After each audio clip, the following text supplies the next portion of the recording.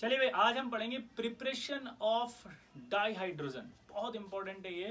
Preparation of dihydrogen कैसे की जाती है? तो डाईहाइड्रोजन कई तरह के मेथड से बना सकते हैं। उनमें से जो मेन मेथड है पहला, जैसे हम बात करते हैं फर्स्ट, तो फर्स्ट मेथड होता है इलेक्ट्रोलिसिस ऑफ वाटर।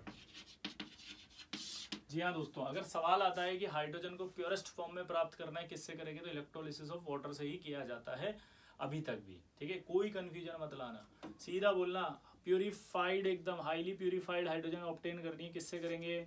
तो आंसर टिक करना इलेक्ट्रोलिसिस ऑफ वाटर। अब इलेक्ट्रोलिसिस ऑफ वाटर जब करते हैं अपन, तो आप सबको पता है क्या होगा? ये वाटर होगा, एट कैथोड जो है वो कौन जाएगा? H प्लस, और H प्लस जाके क्या बना देगा? H2। ठीक है, एट एनोड जो है वो कौन जाएगा? OH माइनस, और OH माइनस जाकर क्या बना देगा? ये। तो कहीं ना कहीं आपके जो है वो H2 के इलेक्ट्रोलिसिस से आप सीधा का सीधा क्या बना सकते हो? बोलो, डाईहाइड्रोजन। ठीक है, ये जो मेथड चल रही है ये है आपके कमर्शियल मेथड।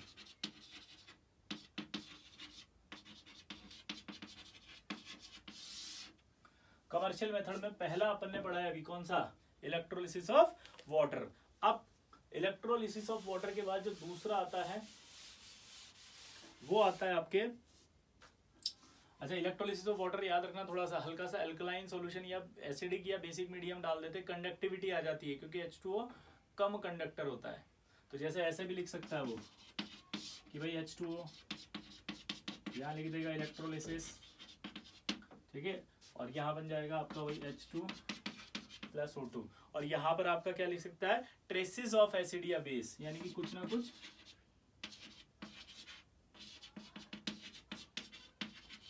ये ट्रेसेस ऑफ एसिड और बेस, क्योंकि कुछ ना कुछ एसिडिक बिहेवियर या बेसिक बिहेवियर डालना पड़ता है ताकि कंडक्टिविटी ज्यादा आ जाए। अदरवाइज वाटर के न्यूट्रल होता है तो उसका इलेक्ट्रोलिसिस बहुत धीरे होगा। ठीक है, सेकेंड पॉइंट जो आता है कमर्शियल में इसका प्रिपरेशन का, वो आता है हाईली प्यूरिफाइड।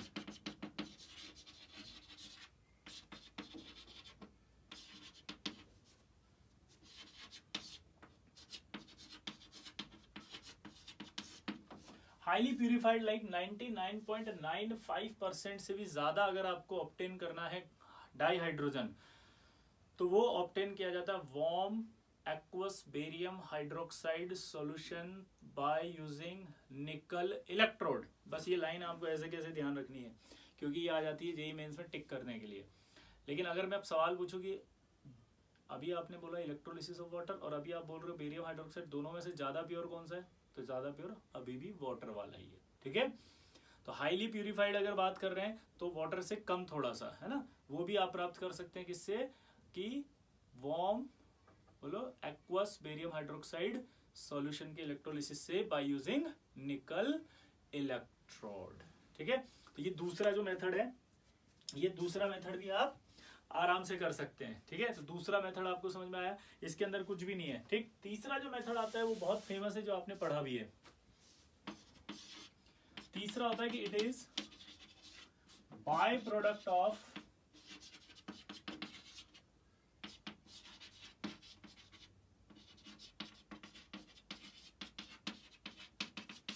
जब हम NaOH का फॉर्मेशन कर रहे होते हैं तो उसके अंदर ये बाई प्रोडक्ट बनता है बाय यूजिंग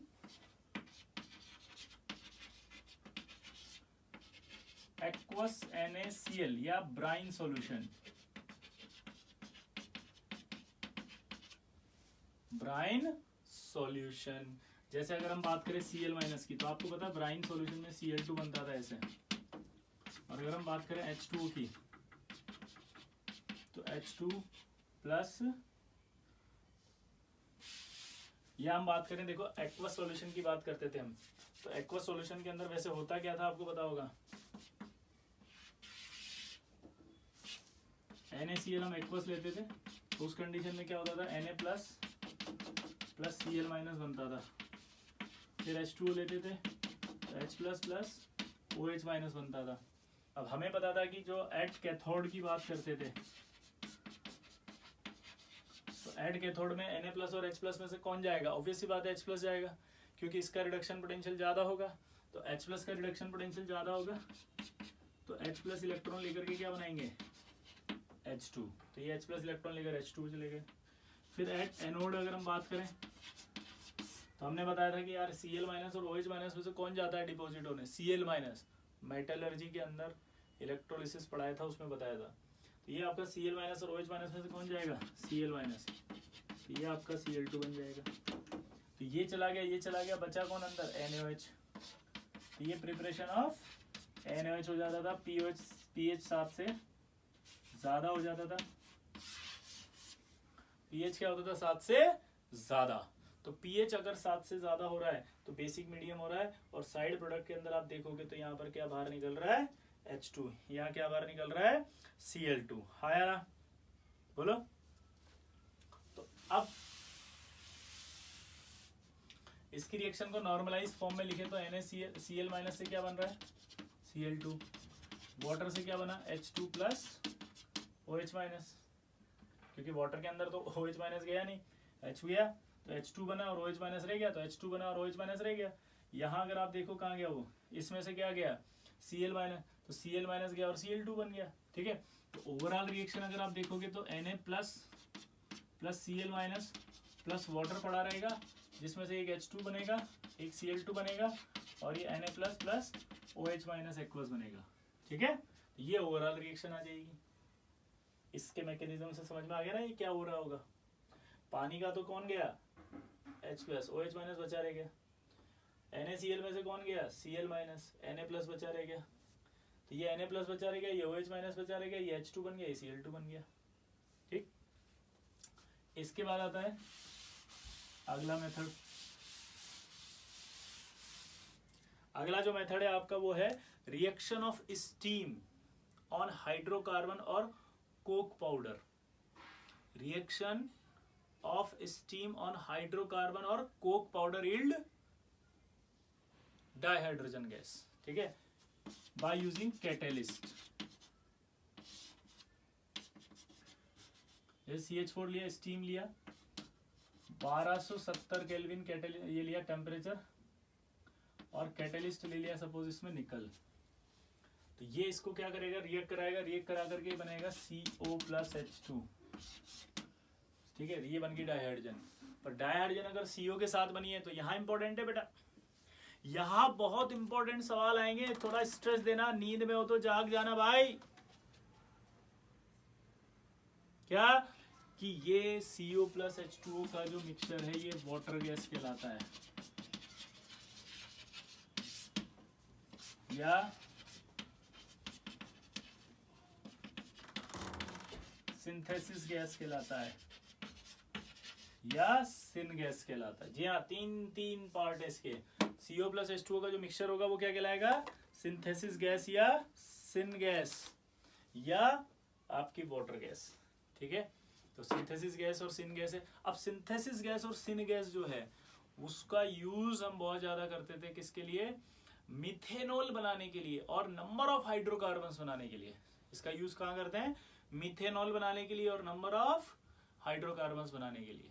अब नावेडेज अगर बात करें आजकल सिन गैस कैसे बनाई जाती है, तो आजकल सिन गैस न्यूज़पेपर से बना सकते हो आप। आजकल सिन गैस आप जो है वो स्क्रैप वुड से बना सकते हो, सॉडस्ट से बना सकते हो। सॉडस्ट मतलब होता है लकड़ी का चूरा, और एक सीवेज से बना सकते हो। सीवेज मतलब गंदगी जो होती है। ठीक है, तो ये 4 मेथड ऐसे हैं जिनसे आजकल बनाई जाती है, सीवेज से, सॉडस्ट से, इसके अलावा अपन ने क्या बोला अभी, बोला हाँ न्यूज़पेपर से, और अगला क्या बोला मैंने, वुड स्क्रैप। ठीक है, अब production of water gas, production of water gas from Coke मतलब सिर्फ कार्बन, समझ गया। तो production of water gas from Coke, अभी तो कोक पाउडर लिया था या हाइड्रोकार्बन लिया था। प्रोडक्शन ऑफ हाइड्रोकार्बन की जगह अब यहाँ आ गया production of water gas from Coke, यानी कि यहाँ C लेंगे, H2O लेंगे 670 केल्विन, और यहाँ आ जाएगा आपका कैटलिस्ट।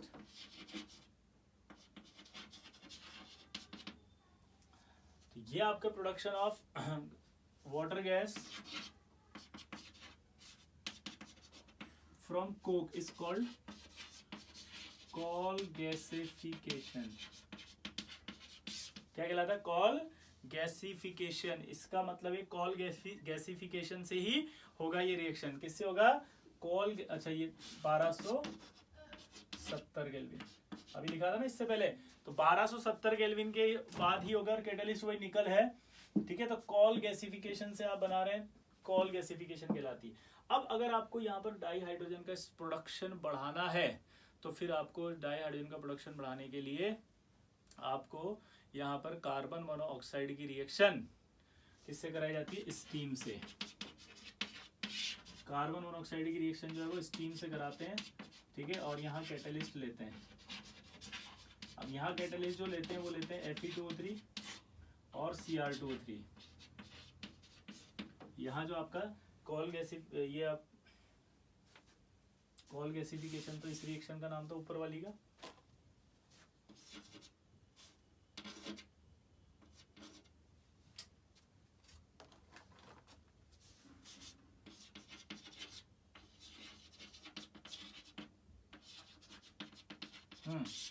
अब देखो, अगर मेरे को क्या करना है, प्रोडक्शन ऑफ डाइहाइड्रोजन बनना है, तो कार्बन ऑक्साइड की रिएक्शन कराई जाती है किससे? स्टीम से।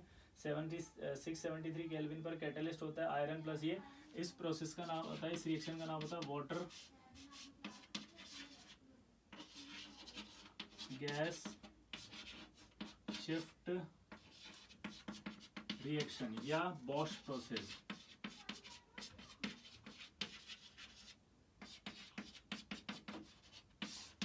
जिससे आपके CO2 प्लस H2 बन जाता है। क्या बन जाता है? CO2 प्लस H2, ठीक है।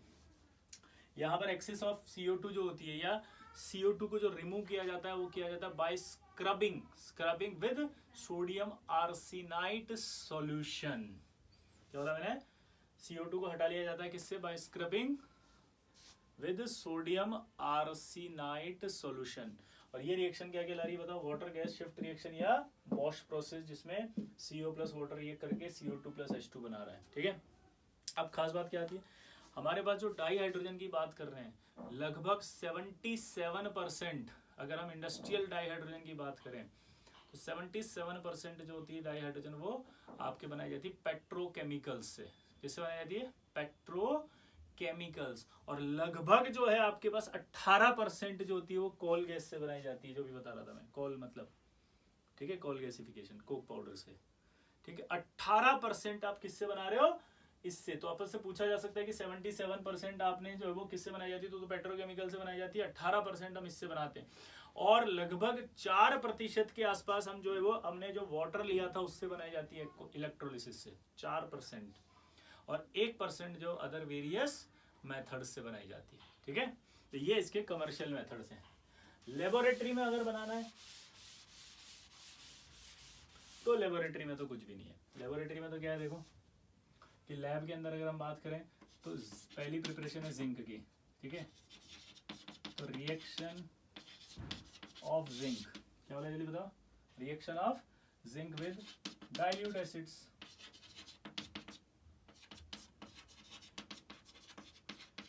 ये आपके ग्रेन्युलेटेड जिंक लिया जाता है, जिंक डस्ट लिया जाता है, या जिंक लिया जाता है, कुछ भी ले लो। डाइल्यूट H2SO4 से रिएक्शन कराई थी तो अपन ने पढ़ा था ZnSO4 प्लस H2 बनता है। डाइल्यूट HCl से कराई थी तो भी ZnCl2 प्लस H2 बना था, याद है? सॉल्ट में पढ़ाया था। दूसरा डिवार्डा वाले बताया था, तो reaction of zinc with alkaline solution. तो यहाँ पे जिंक की रिएक्शन अगर Na से कराएं तो भी आपका क्या बनेगा? Na2 ZnO plus H2। इस तरह से लेबोरेटरी में भी आप डाइहाइड्रोजन बना सकते हैं। तो लेबोरेटरी में डाइहाइड्रोजन बनाने का तरीका आपके सामने है। तो ये आपकी प्रिपरेशन ऑफ डाइहाइड्रोजन समाप्त हुई, ठीक है।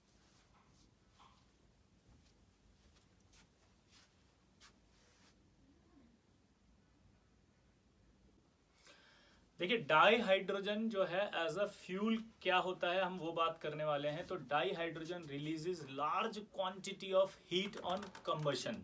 या दोस्तों, लार्ज अमाउंट ऑफ हीट या लार्ज अमाउंट ऑफ आपके जो एनर्जी रिलीज करेगा ये ऑन कंबशन। समझिए बात को।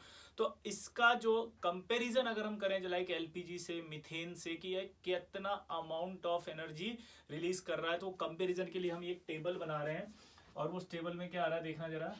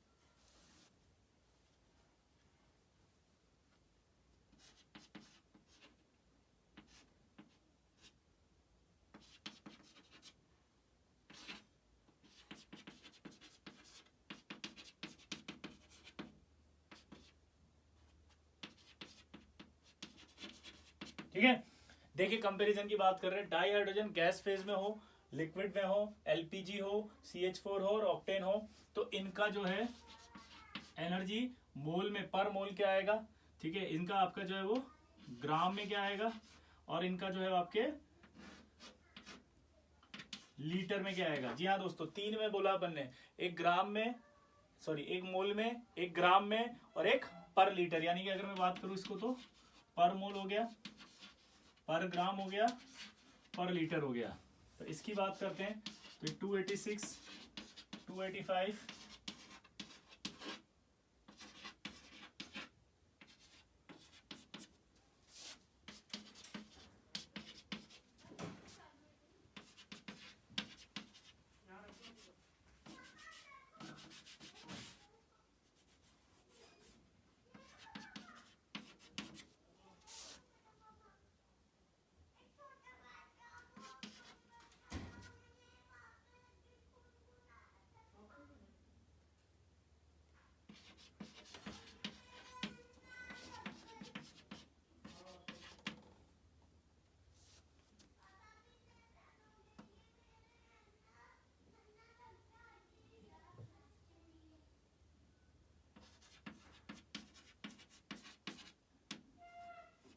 जी हाँ दोस्तों, तो ये आपके पास जो है वो एनर्जी आएगी इनकी, और ये आपको याद करनी है। पहले बोल देता हूँ, कोई अगर ये पूछ रहा हो सर इसको याद करना पड़ेगा क्या, जी हाँ बिल्कुल याद करना पड़ेगा। जो जेई मेंस देना चाहते हैं उनके लिए जरूरी है, जेई मेन में सवाल आते हैं ये, ठीक है। तो ये जो एनर्जी का कंपैरिजन करते हैं, तो इस एनर्जी को देख करके हमें समझ में आता है कि जो डाई हाइड्रोजन की एनर्जी होती है, रिलीज्ड एनर्जी ऑन कंबशन, वो पेट्रोल से कई गुना ज्यादा होती है।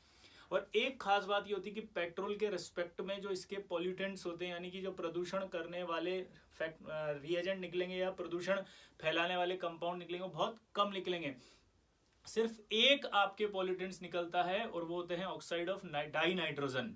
और वो ऑक्साइड ऑफ डाई नाइट्रोजन भी एज अ पॉल्यूटेंट क्यों निकलता है, क्योंकि इसके अंदर एज अ इम्प्योरिटी पाया जाता है डाई नाइट्रोजन। डाई हाइड्रोजन में एज अ इम्प्योरिटी पाया जाता है डाई नाइट्रोजन। फिर से बोल रहा हूं, इसलिए आपको एक आपके जो है वो प्रदूषण करने वाला वो कंपाउंड बाहर आएगा, वो भी ऑक्साइड ऑफ डाई नाइट्रोजन।